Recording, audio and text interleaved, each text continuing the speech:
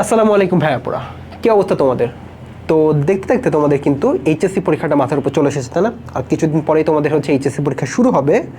তো এই শেষ সময়ে আমরা বলেছিলাম অ্যাজ প্রমিসড যে আমি তোমাদের কেমিস্ট্রির জন্য একদম কম্প্যাক্ট একটা সিরিজ নিয়ে আসবো। প্রথমে এমসিকিউ, তারপর সিকিউ। এমসিকিউ সিরিজটাতে কী হবে বলো তো?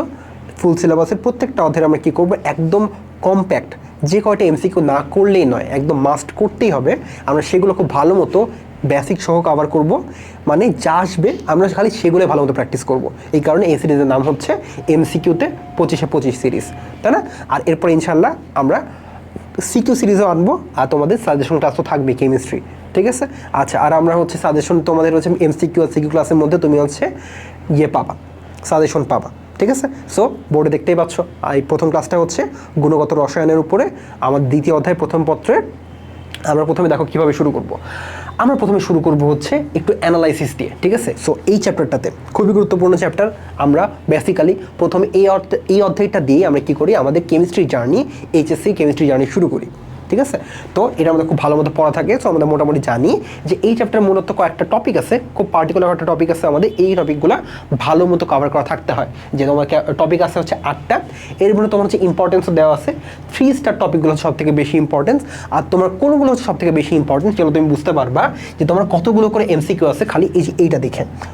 আমরা একটু দেখো, তোমাকে বক্স করে দেখাই যে দেখো এখানে কতগুলো করে এমসিকিউ আসছে। এই বক্সটা হচ্ছে আমাদের, এই যে এই রোড কলামটা হচ্ছে আমাদের বেশি গুরুত্বপূর্ণ, ঠিক আছে? তো দেখো আমাদের সব থেকে বেশি 86টা প্রশ্ন আসছে হচ্ছে কোন টপিকটা থেকে? কোয়ান্টাম সংখ্যা, অরবিটাল এবং ইলেকট্রন বিন্যাস। তার মানে কোয়ান্টাম সংখ্যা, অরবিটাল এবং তার ইলেকট্রন বিন্যাস, এই টপিকটা থেকে এইচএসসিতে প্রত্যেকটা বোর্ডে আমাদের সব থেকে বেশি প্রশ্ন আসে। তুমি বোর্ড ওয়াইজ অ্যানালিসিস করো, ঢাকা বোর্ডে দেখছো 21টা প্রশ্ন আসছে, অন্য বোর্ড বলো, দিনাজপুর বোর্ড বলো, সেখানে আসছে হচ্ছে 18টা প্রশ্ন। তার মানে এই টপিকটা আমাদের ভালো মতো ক্লিয়ার থাকতে হবে, কারণ এখান থেকে আমাদের সব থেকে বেশি প্রশ্ন আসছে, ইভেন সামনেও আসবে। এরপরে দেখো আমাদের 56টা, ওকে। সো তোমাদের যেটা বলছিলাম যে 56টা প্রশ্ন আসছে হচ্ছে টপিক 4 অর্থাৎ বর্ণালী থেকে। এখান থেকে কিন্তু অনেকগুলো প্রশ্ন আসে। যেমন কি ধরনের প্রশ্ন আসতে পারে, যে আমাদের দৃশ্যমান অঞ্চলে কোন বর্ণের আলোর তরঙ্গদৈর্ঘ্য সবথেকে বেশি? তোমার অপশন 4টা দেওয়া আছে, 4টা রং, নীল, কমলা, হলুদ আর হচ্ছে বেগুনি। তোমাকে বলবে সব কোনটার তরঙ্গদৈর্ঘ্য বেশি, কোনটার কম। অথবা এরকম আসতে পারে যে কোন অঞ্চলে তরঙ্গদৈর্ঘ্য সব থেকে বেশি হবে, তোমার গামা, তারপর তোমাকে অপশন দেওয়া আছে গামা, রেডিও, মাইক্রো, নাকি হচ্ছে দৃশ্যমান অঞ্চল। সো এইরকম ধরনের প্রশ্ন কিন্তু সব থেকে বেশি আসে। তো আমাদের রেঞ্জটা মনে রাখতে হবে যে আমাদের তরঙ্গদৈর্ঘ্যর উপর ভিত্তি করে কোনটা তরঙ্গ, মানে কোন অঞ্চলে তরঙ্গদৈর্ঘ্য সব থেকে বেশি, কোন অঞ্চলে তরঙ্গদৈর্ঘ্য সব থেকে কম। ইভেন এরকম প্রশ্ন কিন্তু আসে যে ইলেকট্রন ধাপান্তরে, যখন ইলেকট্রন ধাপান্তর হবে, ইলেকট্রন যদি হচ্ছে এততম শক্তি স্তরে ব্যাক করে, এততম শক্তি স্তরে ব্যাক করলে সেটা কোন সিরিজের অন্তর্ভুক্ত হবে? আমাদের যে সিরিজ আছে না, লাইমেন, বামার, পাস্টেন, ব্রাকেট, ফুন্ড, হামফ্রি, কোন সিরিজটা হবে? এরকম প্রশ্ন কিন্তু আমাদের আসে, ঠিক আছে? সো আমরা সামনে দেখবো। তো আসো আমরা শুরু করি, কথা না বাড়ে আমাদের হচ্ছে এমসিকিউ গুলো আমরা শুরু করে দিই। আমাদের সব থেকে ইম্পর্টেন্ট এমসিকিউগুলো আমরা হচ্ছে প্র্যাকটিস করবো আজকে, ঠিক আছে? তো দেখো প্রথম প্রশ্ন হচ্ছে, একটি লবণের তোমার 30 ডিগ্রি সেলসিয়াস তাপমাত্রায় দ্রাব্যতা দেওয়া আছে হচ্ছে, তোমার কি দেখো তো, দ্রাব্যতা বলে দেওয়া আছে 25 ডিগ্রি সেলসিয়াস, এবং তোমার 50 গ্রাম সম্পৃক্ত দ্রবণের কথা বলা আছে। তোমাকে দ্রবের পরিমাণটা বের করতে বলছে। দেখো তো আমরা কি দ্রব্য আর দ্রাবক নিয়ে দ্রাব্যতার একটা ফর্মুলা জানি না, কি বলতো সেটা হচ্ছে এস ইকুয়ালস টু ছোট এম ডিভাইডেড বাই বড় এম মাইনাস ছোট এম ইন্টু 100। সো এই হচ্ছে আমাদের দ্রব্য বাই দ্রাবক ইন্টু 100। এটা হচ্ছে দ্রাব্যতা ফর্মুলা। কখন?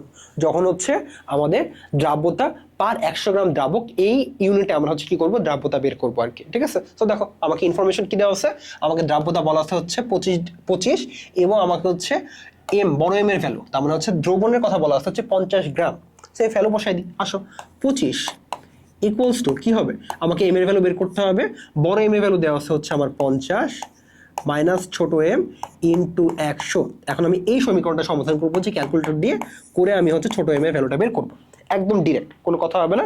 আমরা হচ্ছে এখন এইচএসসি শেষ পর্যায়ে চলে আসছে, আমি ক্যালকুলেটর হাতে নিয়ে আমি একদম টান দিয়ে কি করে ফেলবো, এই সমীকরণটা সমাধান করে ফেলবো। দেখি 25 ইকুয়ালস টু আমি কি লিখছি, x divided by 50 minus x into 100 দিয়ে আমি শিফট সলভ দিয়ে দেবো ক্যালকুলেটরে, তারপর আমার অ্যান্সার আসছে 10। তার মানে কি, তার মানে হচ্ছে আমার দ্রবের ভরটা হচ্ছে 10 গ্রাম। তার মানে এটাই উত্তর হবে, তাই না? এটাই উত্তর হবে। তার মানে উত্তর হবে সি নাম্বারটা, উত্তর হবে হচ্ছে আমার সি নাম্বারটা। খুবই সিম্পল। আচ্ছা, এরপরে হচ্ছে প্রশ্ন দেওয়া আছে আমাকে যে বোর পরমাণু মডেলের নিচের কোনটি ক্ষেত্রে প্রযোজ্য, এবং দেখো এই একটা এমসিকিউ কতবার বোর্ডে আসছে, ঠিক আছে? আমরা কিন্তু জানি যে বোর পরমাণু মডেলের ক্ষেত্রে কি হয়, শুধুমাত্র একটি ইলেকট্রন বিশিষ্ট পরমাণুর ক্ষেত্রে আমাদের কি হয়, বোর পরমাণু মডেলের বর্ণালী ব্যাখ্যা করা যায়। অর্থাৎ আমাদের খুঁজতে হবে অপশনের মধ্যে কোন পরমাণুর মধ্যে জাস্ট একটি মাত্র ইলেকট্রন আছে, ঠিক আছে? আমরা খুঁজবো একটি মাত্র একটি ইলেকট্রন আছে কোনটির মধ্যে, একটি ইলেকট্রন আছে কোন পরমাণুতে, সেই ক্ষেত্রে আমাদের কি হবে, বোর পরমাণু মডেল প্রযোজ্য হবে, ঠিক আছে? সো বলো কোনটা ক্ষেত্রে বলো তো। H প্লাস হাইড্রোজেনে আছে একটা ইলেকট্রন, সেটাও দিয়ে দিছে, তার মধ্যে কোনো ইলেকট্রন নাই, তার মানে অবশ্যই আমাদের এ নাম্বারটা হবে না, বাদ। বি নাম্বারটা হিলিয়াম 2 প্লাস, হিলিয়ামে ছিল দুটো ইলেকট্রন, সে দুটো ইলেকট্রন দিয়ে দিছে, তার মধ্যে কোনো ইলেকট্রন অবশিষ্ট নাই, তার মানে এটাও আমাদের হবে না। সি নাম্বারটা লিথিয়াম 3 প্লাস, লিথিয়ামে ছিল 3টে ইলেকট্রন, সে 3টে ইলেকট্রনই দিয়ে দিচ্ছে, তার মধ্যেও কোনো ইলেকট্রন অবশিষ্ট নাই, তার মানে এটা হবে না। কিন্তু ডি নাম্বারটা হিলিয়াম প্লাস, হিলিয়ামে ছিল দুটো ইলেকট্রন, সে একটা ইলেকট্রন দিয়ে দিছে, তার মধ্যে কয়টা ইলেকট্রন অবশিষ্ট আছে, তার মধ্যে একটা ইলেকট্রন অবশিষ্ট আছে, তার মানে উত্তর কি হবে, অবশ্যই উত্তর হবে হচ্ছে আমার ডি নাম্বারটা, কারণ এখানে আমরা একটা ইলেকট্রন খুঁজে পাচ্ছি, তাই না? সো এই এমসিকিউটা আমাদের সমাধান হয়ে গেল খুব দ্রুত। এই যে এই এমসিকিউ কথাটাই বলছিলাম তোমাদেরকে, এমসি কথাটাই বলছিলাম যে এই ধরনের এমসিকিউ কিন্তু অনেক বেশি আসে, যে নিচের কোন বিকিরণের তরঙ্গদৈর্ঘ্য সব থেকে বেশি, নিচের কোন বিকিরণের তরঙ্গদৈর্ঘ্য সব থেকে বেশি, ঠিক আছে? এটার জন্য আমাদের কি মনে রাখতে হবে, এটার জন্য আমাদের মনে রাখতে হবে একটা ধারা মনে রাখতে হবে, যে কম থেকে বেশি ধারা অথবা বেশি থেকে কমের ধারা শুরু হবে কোন থেকে, মহাজাগতিক থেকে। মহা সব থেকে ছোট, মহাজাগতিক আমাদের কি হয়, মহাজাগতিক অঞ্চলের আমাদের তরঙ্গদৈর্ঘ্য সব থেকে ছোট হয়, তারপরে গামা মহা গামা, তারপরে হচ্ছে এক্স রে অঞ্চল, এক্স রে পরে কি বলো, এক্স রে পরে হচ্ছে আমাদের অতি বেগুনি, তারপরে দৃশ্যমান, এরপরে হচ্ছে আমাদের অতি তারপরে হচ্ছে আমাদের দৃশ্যমান অঞ্চল, দৃশ্যমান অঞ্চলে বলো, দৃশ্যমান অঞ্চলের তরঙ্গদৈর্ঘ্য রেঞ্জটা কি হয়, এটা আমাদের মনে রাখতে হবে অবশ্যই। দৃশ্যমান অঞ্চলের তরঙ্গদৈর্ঘ্য রেঞ্জটা হয় হচ্ছে আমাদের 380 থেকে 780 ন্যানোমিটার, এটা কিন্তু প্রশ্ন আসে, ঠিক আছে? আমরা সামনে দেখবো। এরপর আছে হচ্ছে আমাদের অবলোহিত অথবা আয়ার অঞ্চল, এরপর আমাদের বাকি যে দুটো বাকি আছে সেটা হচ্ছে কি, একটা হচ্ছে আমাদের মাইক্রো, একটা হচ্ছে রেডিও, ঠিক আছে? মাইক্রোওয়েভ, রেডিওওয়েভ, মাইক্রো আর বাকি আছে হচ্ছে রেডিও, মাইক্রো আর রেডিও, ঠিক আছে? সো আমাদের এই যে সিকোয়েন্সটা অবশ্যই মনে রাখতে হবে, কারণ এই সিকোয়েন্স থেকে যে কতবার বোর্ডে এমসিকিউ আসছে তার কোনো হিসাব নেই, ঠিক আছে? তো আমাদের এই সিকোয়েন্সটা অবশ্যই মনে রাখতে হবে, মহা, গামা, এক্স রে, অতি, দৃশ্য, আয়ার, মাইক্রো, রেডিও, ঠিক আছে? সো এবার বলো তরঙ্গ দৈর্ঘ্য কোনটা সব থেকে বেশি, আসলে আমরা পিছন থেকে আসি, রেডিও, অপশন রেডিও আছে নাই, মাইক্রো অপশনে মাইক্রো আছে নাই, আচ্ছা আয়ার আছে অপশনে নাই, দৃশ্যমান আছে, এক্স্যাক্টলি দৃশ্যমান কিন্তু আমার আছে, তাই না? আমার অপশন কিন্তু দৃশ্যমান আছে, তার মানে কি হবে, উত্তরটা অবশ্যই হবে হচ্ছে আমার বি নাম্বারটা, ঠিক আছে? উত্তরটা অবশ্যই আমার হবে হচ্ছে বি নাম্বারটা। Clear? Done and dusted. Okay, এরপর আমাদের এমসিকিউ আছে হচ্ছে সিলভার ক্রোমেটের দ্রাব্যতা প্রতি লিটার জলীয় দ্রবণে যদি 0.00012 গ্রাম হলে দ্রাব্যতার গুণফল আমাকে বের করতে বলছে, ঠিক আছে? আমাকে হচ্ছে সিলভার ক্রোমেটের দ্রাব্যতার গুণফল আমাকে বের করতে বলছে। আচ্ছা, প্রথমে বলো সিলভার ক্রোমেটের আমাদের সংকেতটা কি হয়? বলো সিলভার ক্রোমেটের আমাদের সংকেতটা কি হয়? আমাদের সংকেতটা হবে হচ্ছে Ag2CrO4, তারা CrO4, এই হবে হচ্ছে আমার সিলভার ক্রোমেটের সংকেত। আচ্ছা, তো আমি ভাঙলে কি পাবো, সিলভার ক্রোমেট ভাঙলে, যেহেতু এটা হচ্ছে স্বল্প দ্রবণীয় লবণ, এটা ভাঙলে কি পাবো, আমি পাবো হচ্ছে 2Ag+ এবং CrO4 2-, তাই না? ওকে, এরপর আমরা কি জানি, যদি সিলভার ক্রোমেটের দ্রাব্যতা S হয় তাহলে অবশ্যই আমার কি হবে, Ag+ এর দ্রাব্যতা হবে হচ্ছে 2S এবং ক্রোমেটের দ্রাব্যতা হবে হচ্ছে আমার S, এটা আমাদের জানা কথা। আমাকে বের করতে বলছে প্রতি দ্রবণে দ্রাব্যতা গুণফল বের করতে হবে। ওকে, ঠিক আছে, তাহলে বলো সিলভার ক্রোমেটের দ্রাব্যতা গুণফল কি হবে, KSP সমান কি হবে? আমরা জানি KSP সমান হবে হচ্ছে 2S এবং কি হবে পাওয়ারটা সরি আমার হচ্ছে এই ইয়ারটা সহগটা মাথার উপরে উঠে যাবে, সহগটা পাওয়ারে উঠে যাবে, ইন্টু কি হবে ইন্টু 1s⁻1, তাই না? তাহলে কি আসে আমার আসে হচ্ছে 4s³, তাই তো আমার আসে হচ্ছে 4s³। আচ্ছা এখন এস এর মানটা কি দেওয়া আছে তোমাকে দেখো তো, এস এর মান দেওয়া আছে হচ্ছে প্রতি লিটার দ্রবণে এত গ্রাম, তার মানে তোমার যে গ্রাম পার লিটারে দেওয়া আছে, তোমাকে এখানে দেওয়া আছে হচ্ছে গ্রাম পার লিটারে, কিন্তু আমার কিসে লাগবে, তোমার লাগবে হচ্ছে মোল পার লিটারে, তোমাকে বের করতে হবে হচ্ছে মোল পার লিটারে, মোল পার লিটারে। তাহলে কি করতে হবে তোমাকে, অবশ্যই তোমাকে হচ্ছে কি আণবিক ভর দ্বারা ভাগ করে দিতে হবে, তোমার সিলভার ক্রোমেটের আণবিক ভর দ্বারা ভাগ করে দিতে হবে। দেখো তোমার কিন্তু কি দেওয়া আছে প্রশ্নে, তোমার কিন্তু হচ্ছে সিলভারের আণবিক ভর এবং ক্রোমিয়ামের পারমাণবিক ভর কিন্তু বলে দেওয়া আছে, তোমাকে আণবিক ভরটা বের করতে হবে।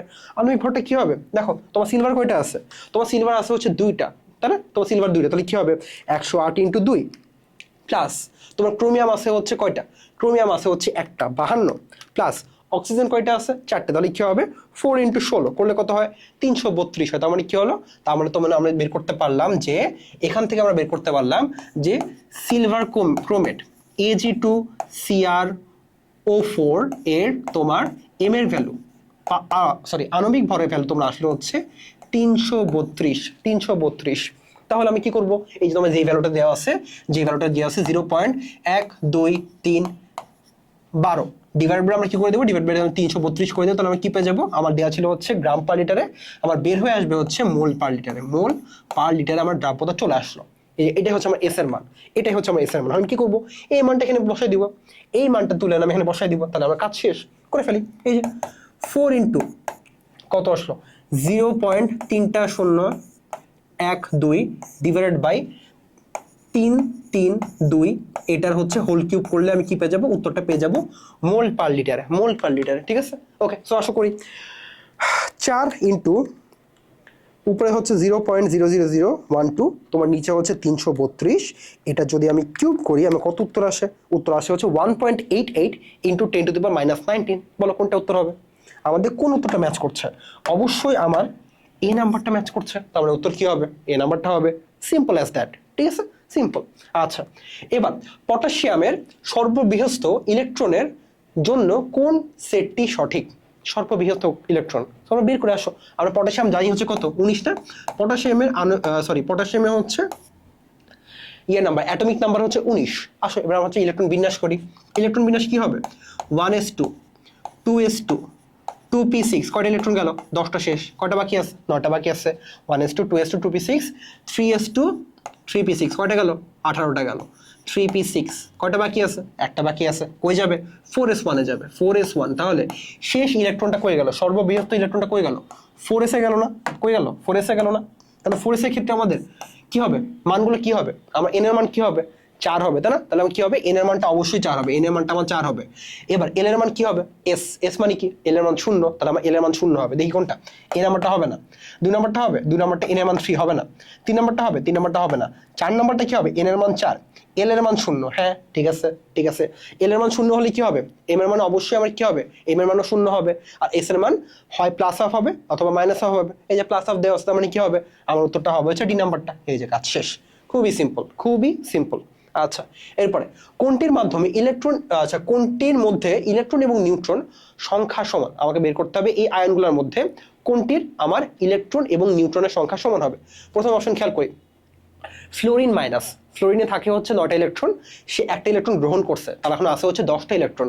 আচ্ছা নিউট্রন সংখ্যা কাউন্ট করি তো, তার ভর সংখ্যা হচ্ছে 19, দেখো তার ভর সংখ্যা কি দেওয়া আছে 19 দেওয়া আছে, দেখো 19 দেওয়া আছে, এবং তার আমার পারমাণবিক সংখ্যা হচ্ছে 9, তাহলে তার নিউট্রন সংখ্যা কত, পারমাণবিক সংখ্যা যেটা আমার প্রোটন সংখ্যা সেটা, তার মানে 19 - 9 করলে আমি কি পাবো, নিউট্রন সংখ্যা পাবো 10। তার মানে আমার নিউট্রন সংখ্যা 10 হলো।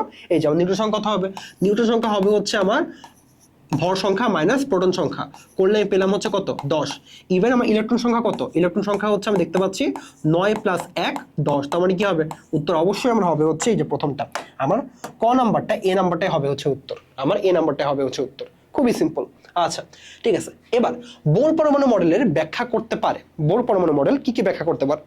প্রথম অপশন খেয়াল করি, বেরিলিয়াম 2+, বেরিলিয়াম 2+ কি পারে, দেখো বেরিলিয়াম হচ্ছে তার পারমাণবিক সংখ্যা হচ্ছে 4, তার মানে তার মধ্যে কি আছে 4টা ইলেকট্রন আছে, সে 2টা ইলেকট্রন দিয়ে দিচ্ছে বেরিলিয়াম 2+, কয়টা ইলেকট্রন বাকি আছে 2টা না, তার মানে পারবে না। বোর পারমাণবিক কি বলে, শুধুমাত্র সে একটা ইলেকট্রনের ক্ষেত্রে কাজটা করতে পারে, সে কিন্তু দুটো ইলেকট্রনের ক্ষেত্রে কাজটা করতে পারে না। তার মানে কি হবে, 2 নম্বর অপশন কিন্তু আমাদের হবে না, 2 নম্বর অপশন কিন্তু আমাদের হবে না। আচ্ছা, এবার 2 নম্বরে বলছে ধাপান্তরিত ইলেকট্রনের শক্তি শোষণ এবং বিকিরণ। হ্যাঁ, আমাদের 3 নম্বরে কিন্তু বলা ছিল, 3 নম্বর শিক্ষার্থী কিন্তু বলা ছিল যে কি হবে, আমরা একটা ফর্মুলা জানছিলাম যে equals to energy equals to কি হয়, h mu equals to h c by lambda. এখান থেকে আমরা বের করতে পারি যে ইলেকট্রন ধাপান্তরে কি পরিমাণ শক্তি শোষিত অথবা বিকিরিত হবে, তাই না? ওকে, এরপরে বলছে 3 নম্বর পরমাণু স্থায়িত্ব। হ্যাঁ, পরমাণু স্থায়িত্ব আমাদের বলছিল কিন্তু যে স্থায়ী শক্তি স্তর আছে, আমাদের কি আছে, পরমাণু ক্ষেত্রে স্থায়ী শক্তি স্তর আছে, সেটাকে হচ্ছে আমরা কে এল এম এন দ্বারা সংজ্ঞায়িত করি, তাই না? কে মানে হচ্ছে প্রথম শক্তি স্তর, এল মানে দ্বিতীয় শক্তি স্তর, এম মানে তৃতীয় শক্তি স্তর, এভাবে হচ্ছে আমরা কি করি, নামকরণ করছি আর কি। ঠিক আছে, সো আমাদের 2 এবং 3 নম্বরটা ঠিক আছে, তার মানে আমাদের বি নাম্বারটা হবে হচ্ছে সঠিক উত্তর। ঠিক আছে, বি নাম্বারটা হবে সঠিক উত্তর। আচ্ছা, পটাশিয়ামের সর্বশেষ ইলেকট্রনটির কৌণিক ভরবেগ কত? কৌণিক ভরবেগ আমাদেরকে বের করতে বলছে। আচ্ছা, এবার বলো, কৌণিক ভরবেগের আমরা ফর্মুলা কি শিখে আসছি বোর্ডের পরমাণু মডেল থেকে? L equals to mvr equals to nh by 2 পাই। আচ্ছা, এবার আমাদের এখানে কিন্তু যদি আমরা mvr দিয়ে বের করতে চাই, আমাদের কিন্তু পটাশিয়ামের শেষ ইলেকট্রনের, দেখো ম্যাস আমরা জানি, ভর আমরা জানি, ইলেকট্রনের ভর আমরা জানি, ভেলোসিটি কি জানি, আমরা কিন্তু বেগ জানি না, আমরা কিন্তু বেগ জানি না, তার মানে কিন্তু আমরা mvr দিয়ে বের করতে পারবো না। আমাদের বের করতে হবে যে nh by 2 পাই দিয়ে, nh by 2 পাই দিয়ে। আমরা h এর ভ্যালু জানি, পাই এর ভ্যালু জানি, আমাদের শুধু n এর ভ্যালু লাগবে। আমাদের শেষ ইলেকট্রনটার কোন মানে n এর ভ্যালুটা কি হবে, শক্তি স্তরের ভ্যালুটা কি হবে, আমাদের সেটা বের করতে হবে। বলো, পটাশিয়াম 19, শেষ শক্তি স্তর কি ছিল, এই যে আমরা কিন্তু বের করছি, আমরা কিন্তু আগেরটাতে বের করছি, এই যে শেষ শক্তি স্তর কি হবে, 4 হবে না, 4 হবে না, শেষ শক্তি স্তর 4 হবে না, তাহলে আমাদের n এর ভ্যালু হচ্ছে 4। আমরা জানি পটাশিয়ামের ক্ষেত্রে আমার কি হবে, n এর ভ্যালু আমার 4 হবে। আমরা জানি পটাশিয়ামের ক্ষেত্রে কি হবে, আমার n এর ভ্যালু 4 হবে। সো বসাই দিই, আসো বসাই দিই, 4 ইন্টু h প্ল্যাঙ্কের ধ্রুবক মান কত, 6.626 into 10 to the power -34 joule second. আচ্ছা, 2 ইন্টু পাই 3.14, বসায় দাও, ক্যালকুলেটর বসায় দাও, কোনো কথা হবে না, জলদি আমরা বসাই দিব। 6.626 ইন্টু 10 টু দি পাওয়ার -34 বসাবো, আর নিচে তোমার হবে হচ্ছে 2 ইন্টু 3.14, বসালে কত আসে, 4.22 into 10 to the power -34 joule second. তাহলে কোনটা হবে উত্তর? এক্স্যাক্টলি আমাদের উত্তর হবে হচ্ছে বি নাম্বারটা। ঠিক আছে, কোনো কথা হবে না, উত্তর হবে হচ্ছে বি নাম্বারটা। আচ্ছা, জাল টাকা অথবা জাল পাসপোর্ট শনাক্তকরণে আমরা কোনটি ব্যবহার করি? এটা কিন্তু আমাদের সিকিউ এর খ নাম্বারে অনেকবার আসছে এই প্রশ্নটা, যে আমরা হচ্ছে ইউভি এই যে আমরা যে হচ্ছে অতিবেগুনি রশ্মি ইউজ করি, আমরা কিভাবে ইউজ করি, আমরা অতিবেগুনি রশ্মি ইউজ করে আমরা কিভাবে জাল টাকা অথবা জাল পাসপোর্ট শনাক্তকরণ করতে পারি, এই প্রশ্ন কিন্তু বারবার আসে। ঠিক আছে, খ নাম্বারে আসে, ইভেন এমসিকিউতে কিন্তু আসে, তুমি দেখতে পাচ্ছ কয়বার করে আসছে। ঠিক আছে, তাহলে বলো, আমি তোমার কিন্তু এই যে তোমার ব্যাখ্যার মধ্যে কিন্তু বলে দিলাম যে কোনটা উত্তর হবে, আমাদের উত্তর হবে হচ্ছে অতিবেগুনি রশ্মি, তাই না? অতিবেগুনি রশ্মি হবে হচ্ছে উত্তর। ঠিক আছে, অতিবেগুনি রশ্মি হবে হচ্ছে উত্তর। রশ্মি দেওয়া আছে, একটু ঠিক করে নিও, তোমরা বুঝতে পারছো যেটা কি হবে, রশ্মি হবে আর কি। ঠিক আছে, রশ্মি হবে। আচ্ছা, এরপরে তোমাদের আসছে হচ্ছে দ্রাব্যতার আরেকটা ম্যাথ। দ্রাব্যতা ম্যাথগুলো বেশ কমন আছে, তাই না? বেশ সহজ আছে, কমন আছে, বুঝতে পারলে সহজ, না বুঝতে পারলে তোমরা আসলে সলভ করাটা বেশি একটু কঠিন হয়ে দাঁড়ায়। আচ্ছা, দেখো এই প্রশ্নটা সিকিউতে আসে আর শর্টকাটে সলভ করা যায়, এমসিকিউ জন্য শর্টকাটে সলভ করা যায়, আর সিকিউতে কিন্তু আমরা এটা দেখি। এই প্রশ্নটা দেখো, প্রশ্নে বলছে 50 ডিগ্রি সেলসিয়াস তাপমাত্রায় তোমার অ্যামোনিয়াম ক্লোরাইডের 120 গ্রাম সম্পৃক্ত দ্রবণকে 25 ডিগ্রি সেলসিয়াস তাপমাত্রায় শীতল করলে কত গ্রাম অ্যামোনিয়াম ক্লোরাইড কেলাসিত হবে? তোমাকে দেওয়া আছে 50 ডিগ্রি সেলসিয়াস এবং 25 ডিগ্রি সেলসিয়াস তাপমাত্রায় তোমার অ্যামোনিয়াম ক্লোরাইডের দ্রাব্যতা যথাক্রমে 60 এবং 40। তোমাকে বলছে বেশি তাপমাত্রা থেকে তুমি হচ্ছে কম তাপমাত্রায় নিয়ে গেছো, তাহলে কত গ্রাম দ্রব্য তোমার কেলাসিত হবে? তোমাকে সেই পরিমাণ দ্রব্যের পরিমাণটা তোমাকে বের করতে বলছে। ঠিক আছে, তোমাকে পরিমাণটা বের করতে বলছে। সো বলো, তোমরা এটা কিভাবে করবা? এটা কিন্তু আমাদের সিকিউ এর ক্ষেত্রে বেশ কমন একটা ম্যাথ। ঠিক আছে, সো আমরা একটা ফর্মুলা জানি, সেটা কি, দ্রাব্যতার একটা ফর্মুলা জানি, সেটা হচ্ছে দ্রব্য বাই দ্রাবক, ছোট এম বাই বড় এম মাইনাস ছোট এম ইন্টু 100। আমরা কি করবো, এই যে এই একটা ফর্মুলা দিয়ে কিন্তু এই ম্যাথটা সমাধান করতে পারি লং কাটে, মানে হচ্ছে সিকিউ এর জন্য। আসো সিকিউ এর জন্য প্রথমে শিখে নিই, তারপর আমরা এমসিকিউ এর জন্য শিখবো। ঠিক আছে, সো প্রথমে দেওয়া ছিল কি, প্রথমে এসেছিল হচ্ছে 120 গ্রাম সম্পৃক্ত দ্রবণ ছিল। এরপর কি হলো, এই সম্পৃক্ত দ্রবণে তার দ্রাব্যতা ছিল হচ্ছে 60। তার দ্রাব্যতা ছিল হচ্ছে 60। তাহলে আমি হচ্ছে প্রথমে সমীকরণটা বসে প্রথম কেসে যখন দ্রাব্যতা 60 ছিল, যখন এস এর মান 60 ছিল, তখন কি হলো? তখন আমরা দেখতে পাচ্ছি যে আমার এস এর মান 60 ধরে আমার ছোট এম এর ভ্যালু কত? ছোট এম এর ভ্যালু হচ্ছে আমি বের করতে চাই, তাই না? ছোট এম এর ভ্যালু হচ্ছে আমি বের করতে চাই, ছোট এম এর ভ্যালু আমি বের করব। আচ্ছা, 120 গ্রাম সম্পৃক্ত দ্রবণ ছিল মাইনাস ছোট এম ইন্টু 100 করলে আমি এই সমীকরণটা সমাধান করব। সমাধান করে আমি হচ্ছে ছোট এম এর ভ্যালু বের করব, যে যখন আমার তাপমাত্রা ছিল হচ্ছে 50 ডিগ্রি সেলসিয়াস, তখন আমার দ্রবের পরিমাণটা কি ছিল আমি সেটা বের করব। ঠিক আছে, প্রথমে বের করি 60 ইকুয়ালস টু আমার x divided by 120 minus x into 100 করে আমি কি করব, করে হচ্ছে আমি দ্রবের পরিমাণটা বের করবো। সেটা আসছে হচ্ছে 45 গ্রাম হচ্ছে আমার দ্রবের পরিমাণ। আচ্ছা, এবার আমি কি করব? দেখো, এই ম্যাথের ক্ষেত্রে থিওরিটা হচ্ছে, দেখো তাপমাত্রা কি একটা 50 একটা 25, তাই না? দেখো, আমি যদি পানিকে হচ্ছে দ্রাবক ধরি 50, আমি যদি হচ্ছে পানিকে দ্রাবক ধরি, আমার তাপমাত্রা দেওয়া হচ্ছে 25 এবং 50। তার মানে কিন্তু পানি কিন্তু আমার কি হবে না, পানি কিন্তু আমার বরফে পরিণত হবে না, আবার কিন্তু বাষ্পায়িত হয়ে যাবে না, তাই না? 25 এবং 50-এর মধ্যে কিন্তু পানি কিন্তু পরিবর্তিত হচ্ছে না। তার মানে আমার কিন্তু দ্রবের পরিমাণটা চেঞ্জ হচ্ছে, এই দ্রবণের মধ্যে আমার দ্রবের পরিমাণটা চেঞ্জ হচ্ছে, কারণ তাপমাত্রা আমি পরিবর্তিত করছি। কিন্তু দ্রাবকের পরিমাণ কিন্তু চেঞ্জ হচ্ছে আমার। প্রথমে যে দ্রবণের মধ্যে আমার দ্রাবকের যে পরিমাণটা ছিল, আমার কিন্তু পরেও দ্রাবকের পরিমাণটা সেমই থাকবে। তোমরা কি এটা বুঝতে পারছো? এটা কি তুমি বুঝতে পারছো? দেখো, কল্পনা করো, আমি কি করলাম, আমি একটা চিনির দ্রবণ বানালাম। আমি কি করলাম, পানির মধ্যে কিছু পরিমাণ চিনি দিলাম, চিনি দিয়ে হচ্ছে সম্পৃক্ত দ্রবণ বানালাম। সেটা হচ্ছে 50 ডিগ্রি সেলসিয়াস তাপমাত্রায়। তো মনে করো 120 গ্রাম, এই যে এখানে যে প্রশ্ন দেওয়া আছে, আমি 120 গ্রাম চিনির দ্রবণ অথবা শরবত বানালাম। এরপর আমি কি করলাম, এরপর হচ্ছে আমি এটাকে হচ্ছে আমি ফ্রিজের মধ্যে রাখলাম। ফ্রিজের মধ্যে রাখলে কি হবে, তাপমাত্রা কমে আসলে কি হবে, দ্রাব্যতা কমে যাবে। আর দ্রাব্যতা কমলে কি হয়ে যাবে, আমার দ্রব কেলাসিত হয়ে যাবে, তাই না? আমার দ্রব কেলাসিত হয়ে যাবে, অর্থাৎ আমার ওই দ্রবণের মধ্যে দ্রবের পরিমাণটা কমে যাবে।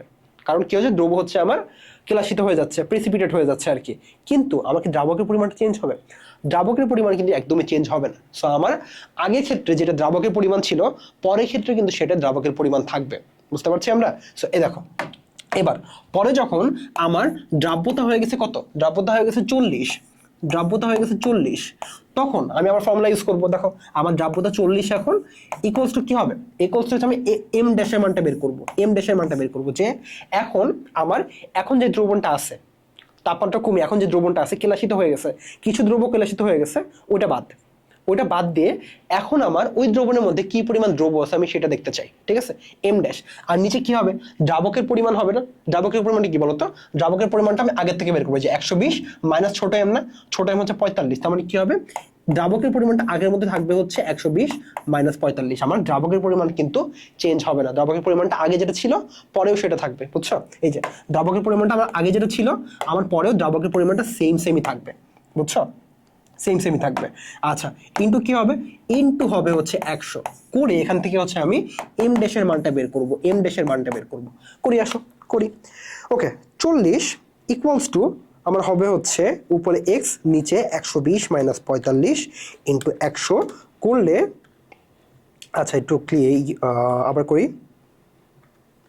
এক্স ডিভাইড বাই 120 মাইনাস 45, সেটা তো মুখে করা যায় আসলে, তো আমি ক্যালকুলেটর তাড়াতাড়ি করে ফেলি। শিফট সলভ দিব, আমার উত্তর আসবে হচ্ছে 30। তার মানে তাপমাত্রা কমিয়ে দেওয়ার পরে আমার দ্রবণে এখন 30 গ্রাম কি আছে, দ্রব আছে। তার মানে কত গ্রাম দ্রব কেলাসিত হয়ে গেল, প্রথমে 45 গ্রাম দ্রব ছিল, এখন দ্রবণে আসছে হচ্ছে 30 গ্রাম দ্রব। তার মানে কেলাসিত হয়ে গেল কত গ্রাম, তার মানে ডেল এম, যেই পরিমাণ কেলাসিত হয়ে গেছে সেটা হচ্ছে আমার এম মাইনাস এম ড্যাশ, সেটা কত, 45 মাইনাস 30, অর্থাৎ আমার 15 গ্রাম দ্রব কি হয়ে গেছে, 15 গ্রাম দ্রব হচ্ছে আমার কেলাসিত হয়ে গেছে। তার মানে উত্তর হবে হচ্ছে তোমার এ নাম্বারটা। এখন আমরা দেখবো হচ্ছে শর্টকাট, এটা কিন্তু শর্টকাটেও করা যায়, এই এমসিকিউটা আমরা শর্টকাটেও করতে পারবো। তো আসো দেখি শর্টকাটে এই ম্যাথটা কিভাবে করে।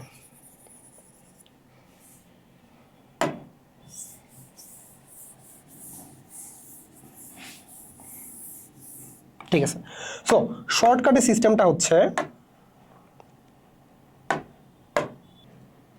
ওকে, যেটা বলছিলাম যে এবার আমরা দেখবো শর্টকাট, যে এই বড় ম্যাথটা দেখো আমরা বড় সলিউশন অতটা বড় না, বাট এই সলিউশনটা আমরা শর্টকাটে কিভাবে করতে পারি, ঠিক আছে। শর্টকাটে করার সিস্টেমটা হচ্ছে আমাদের শর্টকাট ফর্মুলা, সেটা কি পরিমাণ কেলাসিত হবে, ডাব্লিউ ইকুয়ালস টু ফর্মুলা কি হবে, ফর্মুলা হবে হচ্ছে আমার যেই দুটো দ্রাব্যতা দেওয়া আছে সেই দুটো দ্রাব্যতার পার্থক্য ইনটু সরি ইনটু তোমার যে দ্রবণে ভরটা দেওয়া আছে সেটা ডিভাইডেড বাই তোমার হবে হচ্ছে 100 প্লাস S1, তার মানে প্রথমে তোমার যেই হচ্ছে কি দেওয়া ছিল, প্রথমে যে দ্রাব্যতা ছিল সেই দ্রাব্যতা মানটা। তো আসো আমরা মান বসে দেখি আমার ঠিক আছে কিনা। আচ্ছা, ডেল এস কি হবে, 60 মাইনাস 40 হবে, 60 মাইনাস 40 হবে ইন্টু বড় এম এর ভ্যালু কি 120 গ্রাম ডিভাইড বাই কত হবে 100 প্লাস S1 হবে। S1 কি প্রথম দ্রাব্যতা হচ্ছে আমাদের 60, লিখে ফেলি 60, দিলে কত আসে, দিলে দেখো তুমি ক্যালকুলেটর দেখো কত, 20 ইন্টু 120 ডিভাইড বাই 160 করলে কিন্তু তোমার 15 আসে, কিন্তু 15 গ্রাম, তার মানে কি হবে উত্তর 15 গ্রামে কিন্তু আসে। আর এইটা হচ্ছে আমাদের শর্টকাট, ঠিক আছে, এই হচ্ছে আমাদের শর্টকাট। তোমরা শর্টকাটে কিন্তু এই ম্যাথটা চট জলদি সমাধান করে ফেলতে পারো, এই ধরনের এই ম্যাথটাই এক্স্যাক্টলি তোমার এই ম্যাথটা আসলে তুমি শর্টকাট দিয়ে খুব জলদি করে ফেলতে পারবা, ঠিক আছে, করে ফেলতে পারবা। বুঝছি আমরা, বোঝা হলে আমরা দেখি পরের ম্যাথটা কি দেওয়া আছে। পরের প্রশ্নে বলা আছে যে মৌলের যে কোনো উপশক্তি স্তরে ইলেকট্রন ধারণ ক্ষমতার সূত্রটি কোনটা, বলো ইলেকট্রন ধারণ ক্ষমতার সূত্র আমরা কোনটা জানি বলতো, 2 × 12+1 না, 2 × 12+1 না, তাহলে উত্তর কি হবে, উত্তর হবে হচ্ছে আমাদের এ নাম্বারটা, তাই না। যে কোনো উপশক্তি স্তরে আমার মোট ইলেকট্রন ধারণ ক্ষমতা হবে হচ্ছে 2 × 12+1, ঠিক আছে। আচ্ছা, এরপরে কি আছে আমাদের আর একটু জানতে হবে। তাহলে 12+1টা কি, 12+1টা কি, যে কোনো শক্তি স্তরে মোট অরবিটাল উপশক্তি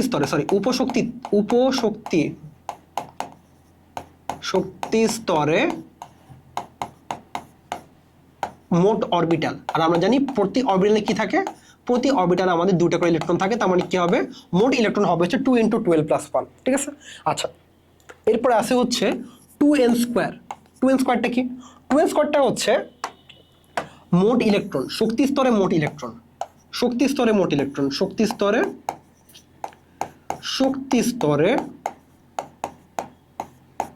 মোট ইলেকট্রন। তাহলে 2 বাদ দিলে কি আসবে, n² আসবে না, তাহলে n²টা কি হবে, n²টা হবে হচ্ছে আমাদের শক্তি স্তরে মোট অরবিটাল, ঠিক আছে। সো আমাদের এই চারটি জিনিস মাথায় রাখতে হবে, মাথায় রাখলে হচ্ছে আমরা এই ধরনের এমসিকিউর উত্তরটা খুব সহজে করতে পারবো। আচ্ছা, ঠিক আছে, নিচের কোন কোয়ান্টাম সংখ্যার সেটটি অসম্ভব, এই ধরনের প্রশ্ন উত্তর করতে গেলে আমাদের যা জানতে হবে সেটা হচ্ছে প্রধান শক্তি স্তর n, তাই না। আচ্ছা, এরপরে গেছে এল আছে না, এল উপশক্তি স্তর, এল এর মানটা কোত্থেকে আসে, এন থেকে আসে, এল এর মানটা কি হবে 0 to n-1, তাই না, 0 to n-1, তার মানে কি বোঝায় বলতো, তার মানে আমার এল এর মানটা কিন্তু অলওয়েজ কি হবে, এল এর মানটা কিন্তু অলওয়েজ আমার এন থেকে ছোট হবে না, বলো আমার কিন্তু এল এর মানটা অলওয়েজ এন থেকে ছোট হবে, এটা আমরা বুঝি। আচ্ছা, এরপরে কি আছে, এরপর আছে হচ্ছে আমার এম এর মানটা কি হয়, এম এর মানটা হয় হচ্ছে -l থেকে শুরু করে +l পর্যন্ত, তাই না, +l পর্যন্ত। তার মানে এল এর মানটা কি হতে পারে, এল এর মানটা কিন্তু কি হতে পারে, আমার এম এর সমান হতে পারে এবং এম থেকে ছোট হতে পারে, এম এর সমান হতে পারে এবং এম থেকে ছোট হতে পারে, এল থেকে ছোট হতে পারে অথবা এল এর সমান হতে পারে, বাট এল থেকে কিন্তু বড় হতে পারে না এম এর মানটা। আর এস এর মানটা কি হয় আমরা কি জানি, এস এর মানটা কি হয়, এস এর মানটা অলওয়েজ হবে হচ্ছে আমার +-½ হবে অথবা -½ হবে। আমরা কি করব, এই কন্ডিশনগুলো মিলাই দেখবো যে কোনটা আমার কি আছে, কোন সেটটা আমার সম্ভব হবে না।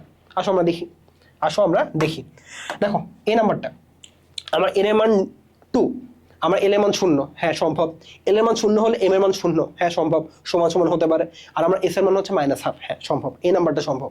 বি নাম্বারটা আমার এন এর মান 2, এল এর মান তার থেকে কম, ঠিক আছে, এম এর মান কি -1, মানে হচ্ছে ভ্যালুটা সমান কিন্তু মাইনাস, হ্যাঁ হতে পারে, আর আমার এস এর মান হচ্ছে +½ হ্যাঁ এটাও সম্ভব, তার মানে আমার বি নাম্বারটাও উত্তর হবে না। আমরা সি নাম্বারটা দেখি, আমার এন এর মান হচ্ছে 3, এল এর মান তার থেকে কম 0, ঠিক আছে, কিন্তু এম এর মান দেখো কি দেওয়া আছে, +1 দেওয়া আছে না, আমার এল থেকে এম এর মান বড় দেওয়া আছে, এটা তো সম্ভব না, তার মানে কি হবে উত্তর হবে হচ্ছে আসলে সি নাম্বারটা, ঠিক আছে, উত্তর হবে হচ্ছে সি নাম্বারটা। আচ্ছা, এরপরে প্লাঙ্কের ধ্রুবকের মান কত, হ্যাঁ তোমাদের এরকম এই ধরনের প্রশ্ন কিন্তু মাঝে মাঝে চলে আসে যে এই ধ্রুবকের মান কত, অথবা এই ধ্রুবকের একক কি, অথবা এই জিনিসটা একক কি, তাই না? এগুলো কিন্তু চলে আসে যে প্লাঙ্কের ধ্রুবকের একক কি, এটা চলে আসতে পারে। আমরা কি জানি জুল সেকেন্ড হচ্ছে প্লাঙ্কের ধ্রুবকের একক, এসআই এককে আর কি। আচ্ছা, সো এই প্রশ্নের উত্তর কি হবে বলো? প্লাঙ্কের ধ্রুবকের মানে আমরা জানি হচ্ছে 6.626 into 10⁻⁻34 joule second in SI unit. আর 10⁻27 হবে হচ্ছে আর্ক সেকেন্ড, তাই না? এটা হবে হচ্ছে আর্ক সেকেন্ড। তার মানে উত্তর হবে হচ্ছে এখানে ডি নাম্বারটা, উত্তর হবে হচ্ছে ডি নাম্বারটা। আচ্ছা, এরপরে ক্যান্সার চিকিৎসায় ব্যবহৃত হয় কোনটি? আচ্ছা, এই ধরনের প্রশ্ন কিন্তু মাঝে মাঝে চলে আসতে পারে। আইসোটোপের ব্যবহার তোমাদের একটু পড়ে ফেলতে হবে, তোমাদের যেগুলো নোট দেওয়া থাকে, নোট বা সাপ্লিমেন্ট, ওখানে যদি তোমাদের আইসোটোপের ব্যবহার থাকে, বিভিন্ন আইসোটোপের ব্যবহার, ওটা অবশ্যই পড়ে ফেলবে। ক্যান্সার চিকিৎসা ক্ষেত্রে আমরা বলো কোন আইসোটোপ ব্যবহার করি? আমরা কিন্তু রেডনটা ব্যবহার করি, রেডনটা ব্যবহার করে থাকি। সো আমাদের আইসোটোপের ব্যবহারটা একটু মাথায় রাখতে হবে, পড়ে ফেলতে হবে। আচ্ছা, নিচের কোনটি আউফবাউ নীতির বিকল্প রূপ? সো আউফবাউ নীতি কি বলো? আউফবাউ নীতি আমাদের কিন্তু বলছিল যে আমাদের অরবিটালের শক্তি কম হলে কি হবে? অরবিটালের শক্তি কম হলে ওখানে ইলেকট্রন আগে প্রবেশ করবে, এবং যত আমাদের অরবিটালের শক্তি আস্তে আস্তে বাড়বে, আমাদের ইলেকট্রন কি হবে? ওই ক্রমান্বয়ে আস্তে আস্তে প্রবেশ করবে। সো আমরা কিন্তু জানি যে n প্লাস এল এটাতে আমি কি করতে পারি? আমরা এই সূত্র দিয়ে কিন্তু হচ্ছে অরবিটালের শক্তি বের করতে পারি, যে এই অরবিটের শক্তি কম নাকি অরবিটের শক্তি বেশি। অরবিটের শক্তি মাত্রার ব্যবধানটা আমরা বের করতে পারি হচ্ছে এই সূত্রের মাধ্যমে, n প্লাস এল। তার মানে কি হবে? এটাই হচ্ছে আমাদের আউফবাউ নীতি আসলে বিকল্প রূপ, বুঝছো? এটাই হচ্ছে আমাদের আউফবাউ নীতির বিকল্প রূপ। ইলেকট্রন দ্বারা পূর্ণ হওয়ার জন্য অরবিটালের কোন ক্রমটি সঠিক? এটাও কিন্তু আমরা কি করব? ওই ফর্মুলাতে প্রকাশ করব, ওই ফর্মুলাতে আমরা হচ্ছে বের করব n প্লাস এল। এই ফর্মুলায় কি হবে? এই ফর্মুলায় যার শক্তি কম হবে, যার ভ্যালু কম হবে তার শক্তি কম হবে, যার ভ্যালু বেশি হবে তার শক্তি বেশি হবে। আরেকটা বিষয় হচ্ছে, যখন তুমি দেখবা যে দুইটা অরবিটালের ক্ষেত্রে কি হচ্ছে, আমাদের দুইটা শক্তি স্তরের ক্ষেত্রে আমার এই ভ্যালুটা সেম হচ্ছে, তখন আমরা কি করব? তখন আমরা দেখব যার এন এর ভ্যালু বেশি হবে, যার কি হবে? প্রধান শক্তি স্তরের ভ্যালু বেশি হবে, তার শক্তি বেশি হবে। ঠিক আছে? তো প্রথম অপশন খেয়াল করি, ক্রমটি সঠিক বলছে, আমরা সঠিকটা বের করব। এন আমরা বলছে 4s, 4s এর মান কি হবে দেখি তো? 4 মানে এন এর ভ্যালু হচ্ছে 4 আর এল এর ভ্যালু হচ্ছে আমার 0। আমরা জানি হচ্ছে এস মানে হচ্ছে এল এর ভ্যালু 0 হবে, পি মানে হচ্ছে আমার এল এর ভ্যালু 1 হবে, ডি মানে হচ্ছে আমার এল এর ভ্যালু 2 হবে, আর এফ মানে হচ্ছে আমার কি হবে? এল এর ভ্যালু 3 হবে। উঠাই দিয়ে আমার লিখতে অসুবিধা হবে এটা, সো এটা একটু উপরে উঠা যাক। ঠিক আছে, ওকে। সো আমার কত আসছে এখানে? 4 আসছে, তাই না? 4। আবার 4s এর জন্য কি হবে? ভ্যালু 4 আসছে। আচ্ছা, এরপরে কি 3p মানে কি হবে? 3 প্লাস কত? 3 প্লাস 1 না? কত আসছে? 3 আসছে না? সরি, 3 প্লাস 1 4 আসছে না? 4 আসছে। কিন্তু এবার খেয়াল করো, এবার আমাকে দেখতে হবে, যেহেতু দুটো ভ্যালু সমান, আমাকে দেখতে হবে কার এন এর ভ্যালু বড়। দেখো তো, 4 এর এন এর ভ্যালু বড়, সরি আমার হচ্ছে 4 আর এটা 3, তার মানে এইটা বড় না? তার মানে কিন্তু ঠিক আছে, তাই না? আমার কিন্তু এই রেঞ্জটা ঠিক আছে, এই রেঞ্জটা ঠিক আছে। আচ্ছা, এরপরে 4p দেওয়া আছে। 4p মানে কি? 4 প্লাস 1 5 না? 5 না? দেখো তো আমার কি বলা আছে? 4 থেকে 5 বড়, এটা তো সম্ভব না। তার মানে আমার এই অপশনটা ভুল আসলে, এই যে এটা আসলে ভুল দেওয়া আছে, এটা আসলে ভুল দেওয়া আছে। আচ্ছা, এরপরে বি নাম্বারটা 4s মানে আমার এখানে ভ্যালু আসবে হচ্ছে 4। 3d মানে কি? 3 মানে আসবে হচ্ছে আমার কত? আমার 3 প্লাস 2 5 আসবে না? দেখো তো, এটা কি সম্ভব? এটা কিন্তু সম্ভব না আমার, এটা কিন্তু সম্ভব না। তার মানে কি আছে? এটাও ভুল দেওয়া আছে। সি নাম্বার খেয়াল করি, 4s মানে কি? 4 প্লাস 0 4 আসবে। 3d মানে কি? 3d মানে হচ্ছে এই যে 5, এটাও কিন্তু সম্ভব না। তার মানে এটা আমার ভুল দেওয়া আছে। আচ্ছা, এবার আমি ডি নাম্বারটা চেক করি। 5s মানে কি? এই ভ্যালু হচ্ছে আমার 5। ঠিক আছে, 4p মানে কি?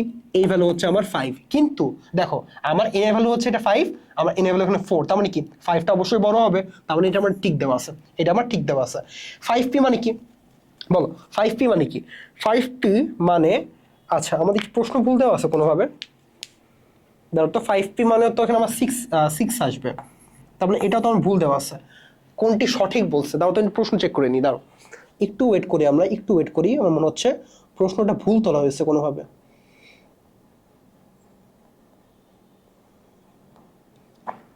4s 3d 4p 5s, নাকি আমি ভুল করছি? 4s 3d, আমাদের কি ক্রমটা ঠিক দেওয়া আছে? ক্রমটি সঠিক। আচ্ছা আচ্ছা আচ্ছা আচ্ছা আচ্ছা, আমি তো প্রশ্নটা খেয়াল করি না। ওহো, আমি তো প্রশ্নটা খেয়াল করি না। দেখো, আমি যে ভুলটা করছি তোমরা কিন্তু সেই ভুলটা একদমই করবা না। প্রশ্নে বলছে হচ্ছে ইলেকট্রন দ্বারা পূর্ণ করার ক্রমটা কি। তার মানে যেটা আগে, যেটা ছোট সেখানে ইলেকট্রন আগে প্রবেশ করবে, যেটা বড়, যেটা শক্তি বড় সেখানে ইলেকট্রন পরে প্রবেশ করবে। আমি তো এই ক্রমটাই বুঝি নাই। রে ছি ছি ছি ছি, এই ভুলটা তো করাই ঠিক হয় না একদম। তোমরা যেন ভুলেও এই ভুলটা করো না, ঠিক আছে? প্রশ্নে বলছে হচ্ছে আমার ইলেকট্রন প্রবেশ করার ক্রমটা বের করতে বলছে, ইলেকট্রন পূর্ণ হওয়ার ক্রমটা বের করতে বলছে। তার মানে যার শক্তি কম হবে সেখানে ইলেকট্রন আমার আগে প্রবেশ করবে, বুঝছি? তো দেখো এখানে হচ্ছে আমার শক্তি কত, শক্তি হচ্ছে আমার 4, এখানকার শক্তি 4। তার মানে এই দুটার মধ্যে শক্তি বেশি কার, যার এন এর ভ্যালু বড়। তার মানে এই যে এটা শক্তি বেশি না, এটা শক্তি বেশি কিন্তু। তার মানে এখানে ইলেকট্রন পরে প্রবেশ করবে, কিন্তু এখানে কি বলছে দেখো তো, এখানে বলছে ইলেকট্রন আগে প্রবেশ করবে। তার মানে ভুল দেওয়া আছে, তার মানে আমার এ নাম্বারটা হবে না, এ নাম্বারটা হবে না, তাই না? আচ্ছা, বি নাম্বার কি বলছে, 4s, তার মানে শক্তি হচ্ছে তার 4। 3d মানে কি, তার শক্তি হচ্ছে 5। এক্স্যাক্টলি ঠিকই তো আছে, তাই না? 4-এ হচ্ছে আগে প্রবেশ করবে, 5-এ পরে প্রবেশ করবে, ঠিক আছে। 4p মানে কি, 4p মানে হচ্ছে তার 5, শক্তি 5। এবার 3 আর 4 এর মধ্যে কোনটা বড়, 4 বড়। তার মানে কি আছে, ক্রমটা সঠিক আছে কিন্তু। 4p তে পরে প্রবেশ করবে, 3 তে আগে প্রবেশ করবে। এরপর আছে হচ্ছে আমার 5s। 5s মানে কি, এর শক্তি হচ্ছে 5, ভ্যালু 5 আসবে n প্লাস l এর, কিন্তু তার n এর মান কত, 5 না, সব থেকে বড়। তার মানে কি হবে, এখানে হচ্ছে ইলেকট্রনটা আমার সব থেকে পরে প্রবেশ করবে। তাহলে আমার ক্রমটা কিন্তু সঠিক আছে, তাই না? ক্রমটা কিন্তু সঠিক আছে। এই যে আমার ইলেকট্রনটা প্রথমে এখানে আসবে, তারপরে এখানে আসবে, তারপরে এখানে আসবে, আর লাস্টে হচ্ছে এখানে আসবে, বুঝছি? এই হচ্ছে কথা। তার মানে আমার ক্রমটা আমার বি নাম্বারে ঠিক দেওয়া আছে, ঠিক আছে? তোমরা কিন্তু এই ভুলটা আমার মতো একদমই করো না। তোমাদের কিন্তু প্রশ্নটা বুঝতে হবে। প্রশ্নে কি বলা আছে, প্রশ্নে বলা আছে ইলেকট্রন দ্বারা পূর্ণ হওয়ার ক্রমটা বের করতে বলছে, পূর্ণ হওয়ার ক্রমটা বের করতে বলছে। তার মানে যার শক্তি কম হবে সেখানে ইলেকট্রনটা আগে প্রবেশ করবে, তারপরে এখানে, তারপরে এখানে, তারপরে এখানে, বুঝছি? ক্লিয়ার বিষয়টা? ওকে। এরপরে কোন বিকিরিত রশ্মির তরঙ্গ দৈর্ঘ্য সব থেকে বেশি, এই যে আমি একটু আগে পড়ে আসছিলাম কিন্তু, মনে আছে? দেখো আমরা কি দেখছিলাম, মহা, আরেকবার লিখে ফেলি একটু, গামা, তারপর এক সেকেন্ড,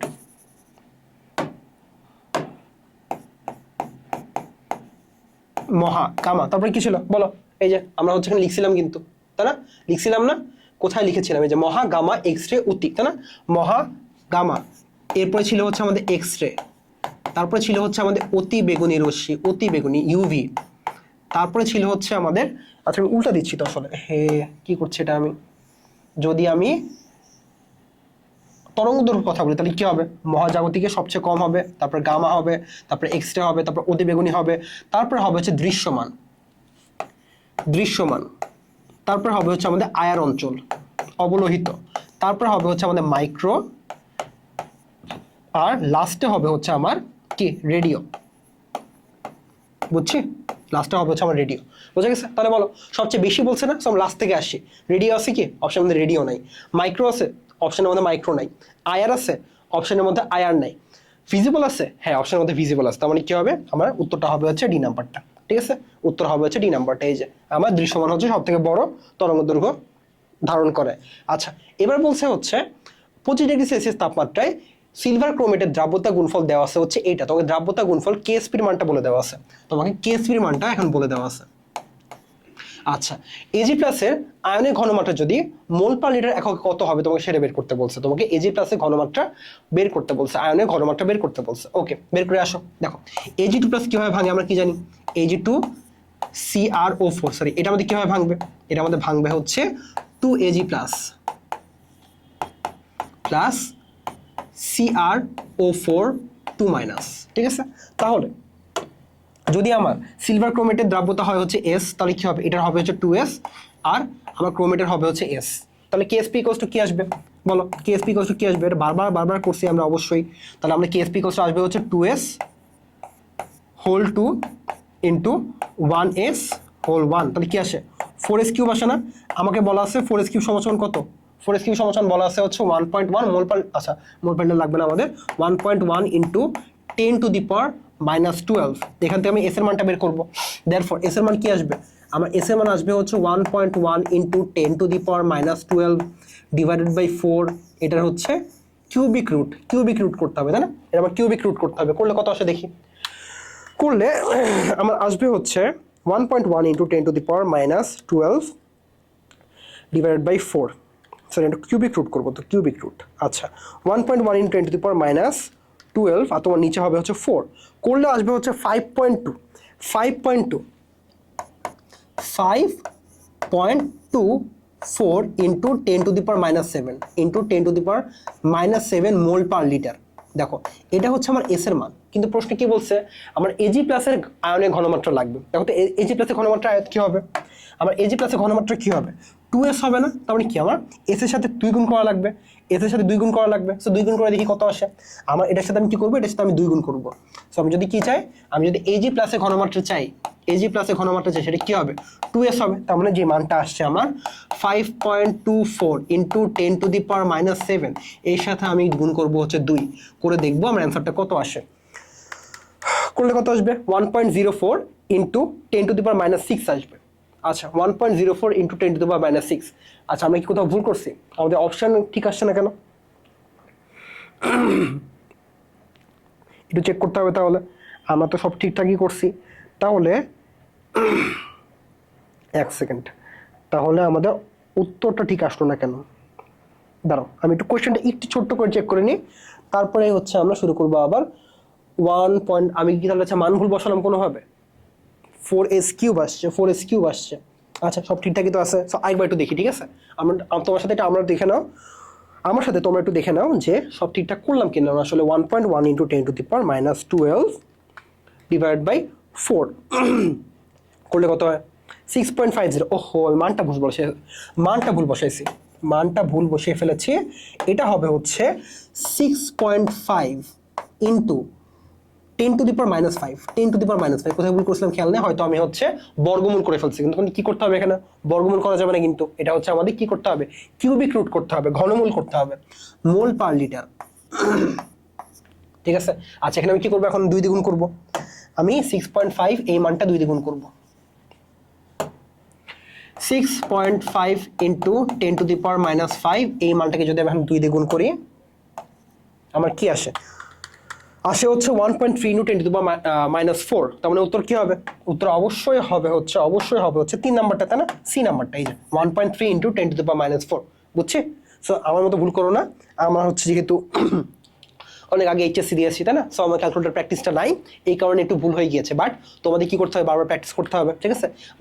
বারবার তোমাদের টেস্ট পেপারটা প্র্যাকটিস করে এটা হাতে নিয়ে আসতে হবে, যাতে করে তোমাদের আমার মতো এরকম সূক্ষ্ম ভুল যেন না হয়, ঠিক আছে? তোমরা সবগুলোই পারো, সব থিওরি পারো, তোমরা এই কমপ্লিট থিওরি পারো, বাট ছোটখাটো ভুল করে বসলে কিন্তু তোমাদের কি হয়ে যাবে, এমসিকিউটাই কাটা চলে যাবে। দেখছো আমি কি করলাম, এখানে তোমাদের করা লাগতো কিউবিক রুট, বাট আমি ক্যালকুলেটর বসাইছি হচ্ছে কি বর্গমূল বসাইছি, এখানে উত্তরটা ভুল আসছে, ঠিক আছে? এই ছোটখাটো ভুল করা যাবে না। তোমরা যত বেশি প্র্যাকটিস করবা তোমাদের এই ভুলের পরিমাণটা কমে আসবে, বুঝতে পারছি? আচ্ছা ঠিক আছে, তো আমাদের এমসিকিউটা গেল। এরপরে আমাকে বলছে কপার ফসফেটের দ্রাব্যতা এস হলে এর দ্রাব্যতা গুণফল বের করতে বলে। আমাকে হচ্ছে কপার ফসফেটের দ্রাব্যতা গুণফলটা বের করতে বলছে। ওকে, সো কপার ফসফেট ভাঙে কিভাবে, দেখো তো। কপার Cu3 দেওয়া আছে আর ফসফেটের নিচে 2 দেওয়া আছে, তাহলে ভাঙবে কিভাবে, এটা ভাঙবে হচ্ছে কপার 2+, কপার 2+ থাকবে হচ্ছে 3টা, তাই না? কপার 2+ থাকবে হচ্ছে 3টা, এবং ফসফেট কয়টা থাকবে, 2টা। ফসফেট থাকবে হচ্ছে 2টা, আমার ফসফেট 3- হবে হচ্ছে 2টা। এবার আমি কি করব, যদি যদি যদি যদি আমার কপার ফসফেটের দ্রাব্যতা এস হয়, তাহলে কি হবে, কপার 2+এর দ্রাব্যতা হবে হচ্ছে 3s, এবং আমার ফসফেটের দ্রাব্যতা হবে হচ্ছে 2s। এবার দ্রাব্যতা গুণফল কেএসপি সমান কি হবে, আমরা কি জানি, আমরা জানি আমাদের একটাই মাত্র সূত্র, সেটা কি, একটাই মাত্র নিয়ম, সেটা হচ্ছে আমাদের সহগটা মাথার উপর চলে যাবে, সিম্পল। তাহলে কি হবে, 3s, এস এর সহগ কি আছে 3s, তাহলে সেটা চলে যাবে হচ্ছে মাথার উপরে, ইনটু কি হবে 2s, এস এর সহগ আছে হচ্ছে 2, সেটা চলে যাবে হচ্ছে মাথার উপরে। তাহলে কি হবে 3 মানে হচ্ছে 27 ইন্টু 4, 27 ইন্টু 4 মানে কত, 108। 108 এরপরে কি হবে, s³ আর s², s⁵ হবে, s⁵ হবে। তার মানে উত্তর কি হবে, উত্তর হবে হচ্ছে আমাদের 108, ঠিক আছে? 108 s⁵, 108 s⁵। আচ্ছা এবার প্রশ্নে বলছে উদ্দীপকের আলোকে প্রশ্নের উত্তর দাও। উদ্দীপকের আলোকে কি বলছে দেখো তো, যখন তাপমাত্রা হচ্ছে 50 ডিগ্রি সেলসিয়াস তখন আমার দ্রাব্যতা হবে হচ্ছে 60, যখন তাপমাত্রা 25 ডিগ্রি সেলসিয়াস তখন আমার দ্রাব্যতা হবে 40। আগের মতো প্রশ্নটা হচ্ছে আগের মতো, আগের উদ্দীপকে দেওয়া আছে আমাকে। এবার আমাকে প্রশ্নে বলছে যদি 200 গ্রাম অ্যামোনিয়াম ক্লোরাইডের সম্পৃক্ত দ্রবণকে 50 ডিগ্রি সেলসিয়াস থেকে 25 ডিগ্রি সেলসিয়াস তাপমাত্রায় ঠান্ডা করা হয়, তাহলে কত গ্রাম অ্যামোনিয়াম ক্লোরাইড কেলাসিত হবে, তোমাকে সেটা বের করতে বলছে। দেখো তো আগের প্রশ্নটাই না, আমাদের এক্স্যাক্টলি কিন্তু আগের প্রশ্নটাই দিছে এখানে আমাদের, বাট এটা হচ্ছে আমরা আরেকভাবে সলভ করতে পারি, ঠিক আছে? আমাদের এক্স্যাক্টলি কিন্তু আগের প্রশ্নটা এখানে দিয়ে দিছে, বাট আমরা কি করতে পারবো এখন, এই প্রশ্নটাকে আমরা একটু অন্যভাবে একটু সলভ করতে পারবো। কিভাবে দেখো তো, কিভাবে দেখো, আমি ধরে নিচ্ছি আমি প্রথমে ওই যে থিওরি কি বলছিলাম বলে আছে, থিওরি একটা থিওরি, সেটা হচ্ছে কি আমার কিন্তু দ্রাবক পরিবর্তিত হবে না। আমার কেলাসিত যেই পরিমাণ দ্রব্যে কেলাসিত হোক না কিন্তু আমার কিন্তু দ্রাবক পরিবর্তিত হবে না, আগে যে দ্রাবকটা ছিল পরে সেই পরিমাণ দ্রাবকই থাকবে, ঠিক আছে। সো মনে করো আমার কাছে দ্রাবক আছে হচ্ছে 100 গ্রাম, আর প্রথমে 50 ডিগ্রি সেলসিয়াসে আমার দ্রাব্যতা দেওয়া আছে হচ্ছে কত, 60 দেওয়া আছে না। তার মানে কি থাকবে আমার 100 গ্রাম দ্রাবকে 60 গ্রাম দ্রব্য থাকবে। তার মানে দ্রবণ কি হবে, দ্রবণ হবে হচ্ছে আমার 160 গ্রাম, দ্রবণ হবে হচ্ছে 160 গ্রাম। আচ্ছা, এরপরে 25 ডিগ্রি সেলসিয়াসে কি হবে দেখো তো, যদি আমার দ্রাবক হয় হচ্ছে 100 গ্রাম, আমার দ্রব্য হবে হচ্ছে 40 গ্রাম। তার মানে এই কেসটাতে 50 ডিগ্রি সেলসিয়াসে আমার দ্রবণের ভরটা কি হবে, যদি আমি 100 গ্রাম দ্রাবক নিই তাহলে আমার দ্রবণের ভর হবে হচ্ছে বড় এম ইকস হবে হচ্ছে 160 গ্রাম, 160 গ্রাম। আর যদি 25 ডিগ্রি সেলসিয়াসে নেমে আসি তখন কি হবে, তখন আমার এম এর মানটা হবে হচ্ছে 140 গ্রাম, তাই না, 140 গ্রাম, তাই না। এটা হচ্ছে আইডিয়াল কেস। তাহলে বলো তো, আমার যদি প্রথমে দ্রবণের পরিমাণটা হয় হচ্ছে 160 গ্রাম, তাহলে সেখান থেকে 50 ডিগ্রি সেলসিয়াস থেকে 25 ডিগ্রি সেলসিয়াসে নেমে আসলে কত গ্রাম দ্রবক আমার কেলাসিত হবে, কত গ্রাম দ্রবক কেলাসিত হবে দেখো তো। 160 থেকে আমি 140-এ নেমে আসলাম, 160 থেকে আমি 40-এ নেমে আসলাম, তাহলে কি দেখো তো 20 গ্রাম দ্রবক কি আমার কেলাসিত হয়ে যাচ্ছে না। বুঝতে পারছো বিষয়টা, যে আমার প্রথমে দ্রবণ ছিল হচ্ছে 160 গ্রামের, প্রথমে দ্রবণ ছিল হচ্ছে আমার 160 গ্রামের, এরপরে কি হলো তাপমাত্রা কমাই দিলাম, তাহলে কি হলো তখন দ্রবণটা হয়ে গেল হচ্ছে 140 গ্রামের। কত কমে গেল, 120, সরি আমার 20 গ্রাম কমে গেল না, 160 মাইনাস 140, আমার কিন্তু 20 গ্রাম কমে গেল। 20 গ্রাম কি কমে গেল, আসলে 20 গ্রাম দ্রব্যই কিন্তু কমে গেল, কারণ এই 20 গ্রাম দ্রব্য হচ্ছে আমার কেলাসিত হয়ে গেল। এখন আমি কি করব, এখন হচ্ছে আমি ঐকিক পদ্ধতিতে সলভ করব, খুবই সিম্পলি। এটা হচ্ছে আরো সিম্পল পদ্ধতি, আরো সহজ পদ্ধতি। সেটা কি, যে যখন আমার 160 গ্রাম দ্রবণ ছিল, 160 গ্রাম দ্রবণ ছিল, 50 ডিগ্রি সেলসিয়াস থেকে 25 ডিগ্রি সেলসিয়াসে নিয়ে নেমে আসলে আমার কি হলো, আমার হচ্ছে 20 গ্রাম দ্রব্য কেলাসিত হয়ে গেল। তাপমাত্রা পরিবর্তনের কারণে আমার কি হয়ে গেল, 20 গ্রাম দ্রব্য কেলাসিত হয়ে গেল। এরপরে কি দেওয়া আছে, প্রশ্নে বলা আছে হচ্ছে আমার দ্রবণের পরিমাণ হচ্ছে 200 গ্রাম। সো কি এরপরে কি হবে, তাহলে 200 গ্রাম দ্রবণে আমার কি পরিমাণ দ্রব্য কেলাসিত হবে বলো, 20 ইন্টু 200 ডিভাইডেড বাই 160 করলে কত পাবো আমরা, করলে আমরা পাবো হচ্ছে 20 ইন্টু 200 ডিভাইডেড বাই 160 করলে আমাদের আসে হচ্ছে 25। তার মানে 25 গ্রাম আমার কি হয়ে যাবে, দ্রব্য কেলাসিত হয়ে যাবে। বুঝছো, তোমাদেরকে আমি এই একটা প্রশ্নেরই 3টা প্রসেস শিখাই দিলাম, একটা সিকিউ প্রসেস, 2টা এমসিকিউ প্রসেস। এখন তোমরা যে কোনো প্রসেসে করতে পারবা যেটা তোমাদের ইজি লাগে। সব থেকে ছোট্ট হচ্ছে এই পদ্ধতি, এটা হচ্ছে ঐকিক পদ্ধতি। আমরা কি করলাম, প্রথমে আমরা হচ্ছে দেখে নিলাম যে প্রথমে আইডিয়াল কেসে আমার দ্রবণের পরিমাণটা 160 গ্রাম। এরপর আইডিয়াল কেসটা কি, এরপর আইডিয়াল কেসে কি হবে, দ্রাব্যতার জন্য আমার দ্রবণের পরিমাণটা হবে হচ্ছে 140 গ্রাম। সো 160 থেকে 140-এ নেমে আসলে কি হবে, আমার 20 গ্রাম দ্রব্য কেলাসিত হয়ে যাবে, তাই না, 20 গ্রাম দ্রব্য কেলাসিত হয়ে যাবে। ওখান থেকে আসলাম যে 160 গ্রাম যদি আমার দ্রবণের ভর হয়, এরপর আমি কি করলাম, এরপর আমি তাপমাত্রা কমাই দিলে আমার 20 গ্রাম দ্রব্য কেলাসিত হয়ে গেল। এরপরে কি, তাহলে 200 গ্রাম সম্পৃক্ত দ্রবণের জন্য আমার কি হয়ে যাবে, এই পরিমাণ দ্রব্য কেলাসিত হয়ে যাবে। সিম্পল অ্যাজ দ্যাট, বুঝছি, সিম্পল অ্যাজ দ্যাট।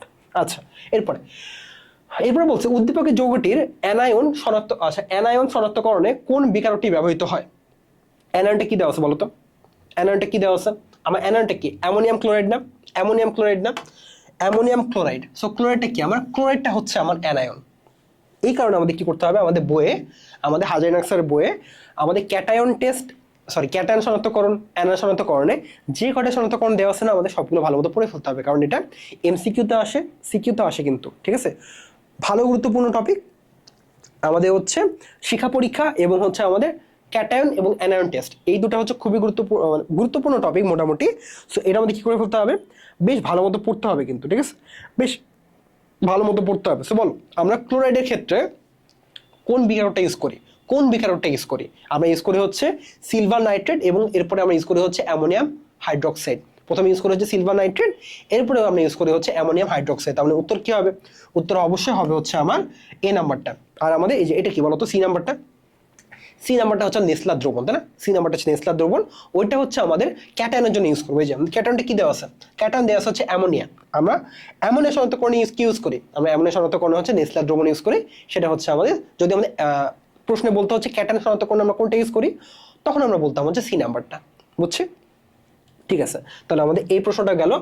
এরপর আমাদের আছে হচ্ছে নিচের কোন নীতি অনুসারে অযুগ্ম ইলেকট্রন সমূহের স্পিন একই মুখী হবে। দেখো আমরা কিন্তু হুন্ডের নীতিতে পড়ে আসছি, আমরা হুন্ডের নীতিতে পড়ে আসছি যে কি হবে, আমাদের প্রতিটা অরবিটালে কি হবে, আমাদের সমশক্তি সম্পন্ন অরবিটালে ইলেকট্রন হচ্ছে একই স্পিনে একটা করে প্রবেশ করবে প্রথমে, তারপর হচ্ছে বিপরীত স্পিনে সম্পূর্ণ করবে আর কি। ঠিক আছে, সে হচ্ছে সর্বোচ্চ সংখ্যক অযুগ্ম অবস্থায় প্রথমে ইলেকট্রনগুলো একই স্পিনে প্রবেশ করবে। এটাই হচ্ছে আমাদের হুন্ডের নীতি। তার মানে উত্তরটা কি হবে, উত্তরটা অবশ্যই হবে হচ্ছে হুন্ডের নীতি। ঠিক আছে, আচ্ছা আমাদের কিন্তু সবগুলো নীতি পড়তে হবে। ঠিক আছে, আমাদের কিন্তু সবগুলো নীতি জানা থাকতে হবে। ফাদার নীতি হচ্ছে আমাদের চ্যাপ্টার 3-তে আছে। আউফবাউ নীতি কি জিনিস, যেটা আমাদের শক্তি কম হবে সেখানে ইলেকট্রন আগে প্রবেশ করবে।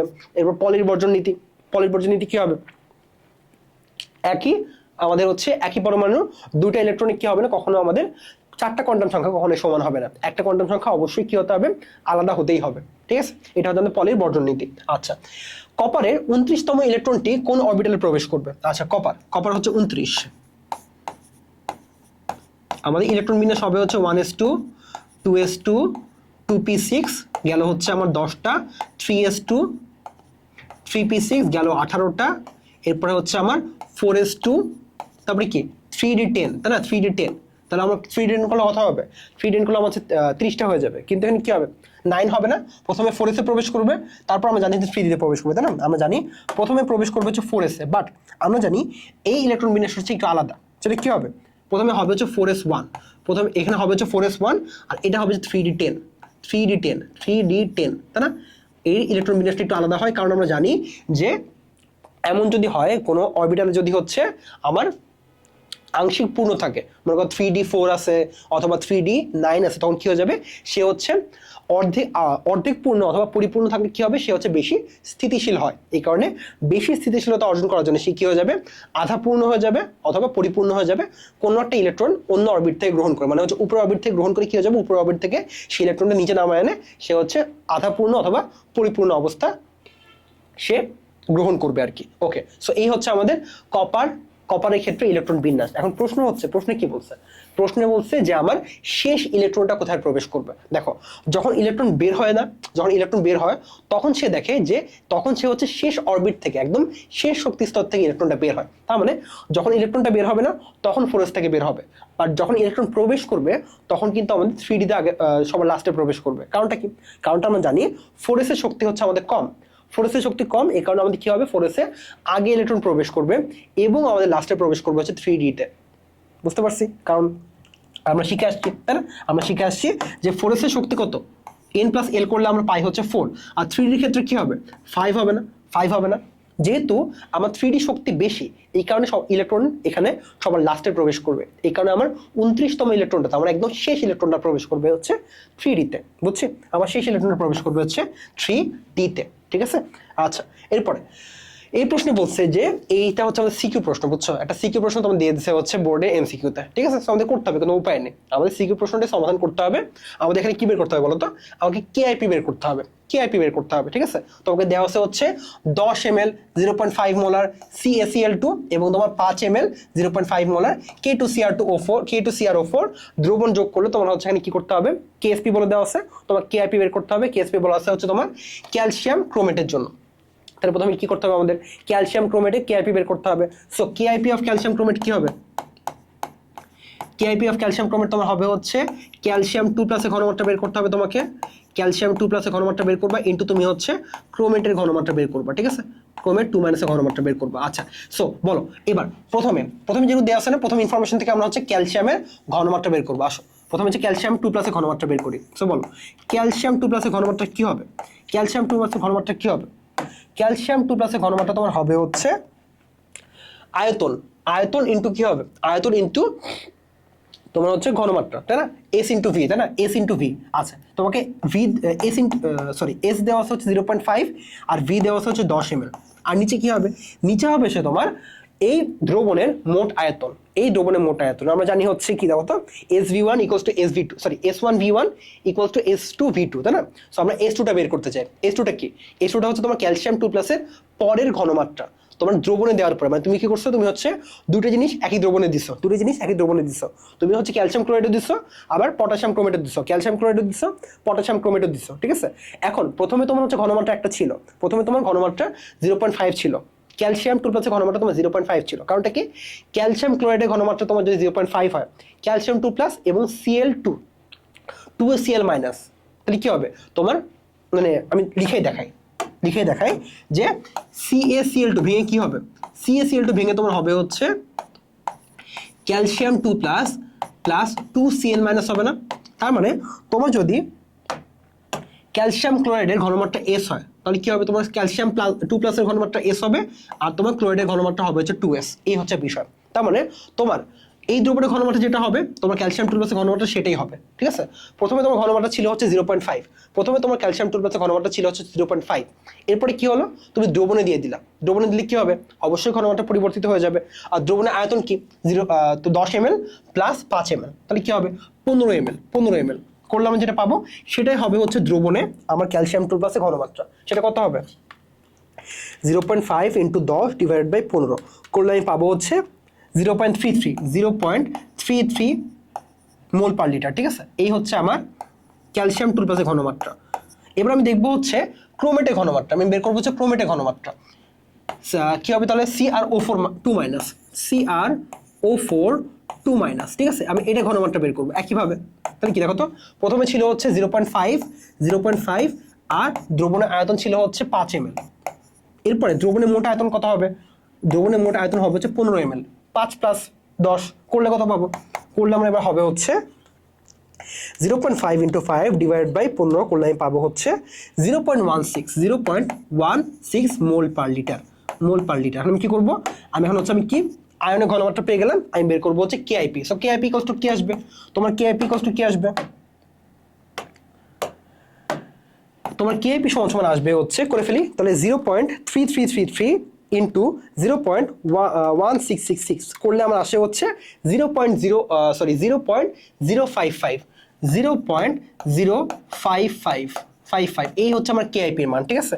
এই হচ্ছে আমার KIP এর মান। আচ্ছা KSP এর মান কি দেওয়া আছে দেখো তো, KSP এর মান তোমার দেওয়া আছে হচ্ছে 2.3 × 10⁻², 2.3 × 10⁻² করলে কি হয়, করলে আসে হচ্ছে 0.02 আমার কি আমার KSP এর মান হচ্ছে 0.02 আর KIP এর মান হচ্ছে 0.05। আমার KIP এর মানটা বড় না, দেখো তো আমার কি আসলো, তাহলে আমার শেষ রেজাল্টটা হচ্ছে দেয়ারফর আমার কি আসলো KIP এর মানটা বড় আসলো, KIP এর মানটা আমার KSP থেকে বড় আসলো। তার মানে কি হবে অবশ্যই অদক্ষিপ্ত হবে না, আমরা কি জানি কন্ডিশন কি অবশ্যই অদক্ষিপ্ত হবে। তার মানে উত্তর কি হবে, উত্তর হবে হচ্ছে দেখো অদক্ষেপ সৃষ্টি হবে। হ্যাঁ 1 নাম্বারটা ঠিক আছে। 2 নাম্বারটা দ্রবণ পরিষ্কার থাকবে না, অদক্ষেপ তৈরি হবে, তাই না। তাহলে আমার 2 নাম্বারটা ভুল বলা আছে। 3 নাম্বার দ্রাব্যতার গুণফল আয়নিক গুণফল থেকে বেশি হবে, ভুল বলা আছে। আমরা দেখলাম যে আমাদের কি হবে KIPটা বড় হবে, আয়নিক গুণফলটা বড় হবে, তার মানে 3 নাম্বার ভুল বলা আছে। তার মানে কি হবে আমার উত্তর হবে হচ্ছে শুধু A নাম্বারটা, ঠিক আছে। উত্তর হবে হচ্ছে শুধু A নাম্বারটা। ক্লিয়ার? ওকে, ক্লিয়ার হলে আমরা চলে যাই হচ্ছে পরেরটা, আয়ার রশ্মি। ওকে, আমাদের প্রশ্ন আসছে হচ্ছে আয়ার রশ্মির ব্যবহার থেকে। সো আমাদের আয়ার রশ্মির ব্যবহারটা পড়তে হবে, ঠিক আছে।